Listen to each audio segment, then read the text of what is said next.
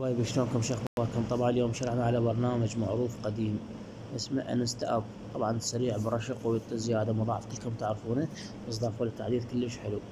هسه مثل ما تشوفون هذا يعني بحساب واحد انا مجمع ايش نقاط تجميع او اكواد، يعني مو مشكله تجميع، اكو اكواد يعطوني يوميه، انا ضيف لك الاكواد او تلقاها بقناتهم الرسميه، ونفس الوقت خلال التجميع والحساب ما ينحضر. يعني اذا حساب مرتب تخلي له 4 منشورات وصوره وبايو وتتابع 10 موثقين، يعني حضر صوره مؤقته وبعدين يرجع. بس كنت فاتحه بالانستغرام ونفس الوقت لا سجل بحسابك الاساسي ابدا ابدا ابدا. هسه شلون طريقه اضافه الحساب؟ جدا بسيط. انا تعطي اديت اكونت، تعطي اي اضافه من هنا يفتح عندك، تخلي اليوزر نيم باسورد. بس انا ضايف ما ضايف حسابه، مو انا ضايف حساب الثاني، بس مجرد اعلمكم طريقه التجميع والرشق. هسه مثل ما تشوفون طريقه الجمع، طفى هاي مال صور شو ايمج على مود انترنت ضعيف.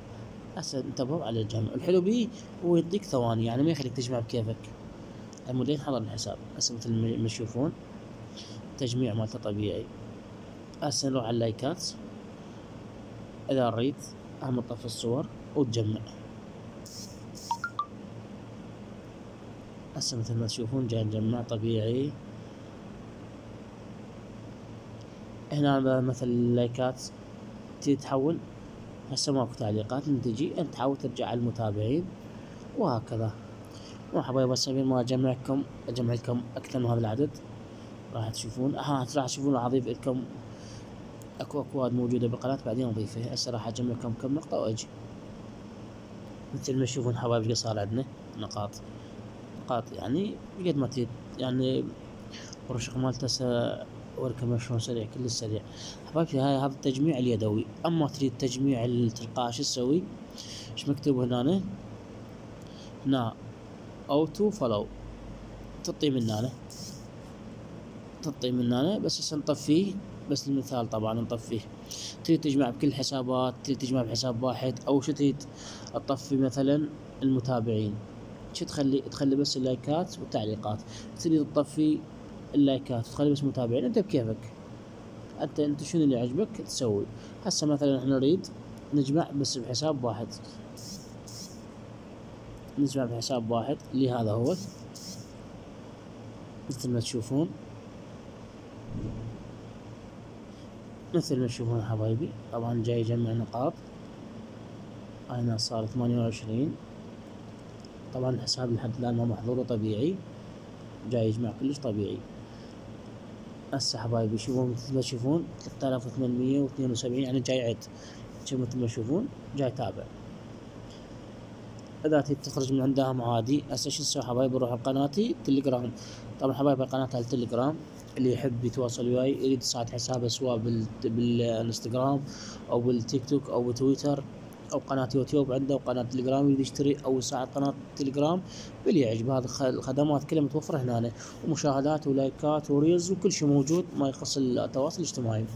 تواصل على هذا ما اعرف مثل ما تشوفونه راسلني، او يشتري النقاط شنو اللي يعجبه، او يريد نصيحة، او يريد مثلا ايش عنده مشكلة احلها الى ان شاء الله يراسلنا على المعرف مالتي جاب القناة مالتي وانا بخدمته. ونبيع قنوات ونبيع انزل ادوات ونزل كل شيء يخص الانستغرام والتواصل الاجتماعي بصورة عامة. مثل ما تشوفون انا انزل عروض، انا انزل بيع قنوات، انا ناس مثلا تبيع حسابات، هي راسلنا هنا. هسه نرجع مثل ما تشوفون صار 3892. هسه راح يصير تقريبا 3900 ونوقفه. لحد الآن تشوفون الحساب ما محظور. طريقة الرشق جدا بسيطة. هسه حبايبي لهنا نوقف في البرنامج لين صار تقريبا 3900. هسه راح نوقف حبايبي. هسه نجي طريقة الرشق. مكتوب هنا ايش مكتوب؟ هوم، او تريد من هنا اوردر فلورز ثاني وحدة، او اوردر لايك، او اوردر كومنت تعليقات. تنطي اوردر فلور مثلا هنا، تبحث على ان اي يوزر يعجبك. هسه مثلا انا تعطيه سيرش او بحث. هنا هسه طلع هذا اليوزر، تريد ترشق له ايش قد على كل 100 متابع ايش قد ياخذ عندك 400 نقطة. هسه انا ادري قد بين نقاطي تقريبا بهن يعني 975 بين 975. انا ما اقدر اشق ليش انا بس اللي قدامكم. انا راح اطلع لكم يوزر راشقه راح تشوفون مالته ايش مكتوب شلون طلع المتابعين الراشقه مش مكتوب تشيك اوردرز. هنا مثل ما تشوفون الف وخلال تقريبا ساعات ينطيك العدد ونفس الوقت ينطيك اضافه مثل ما تشوفون ينطيك زياده على العدد.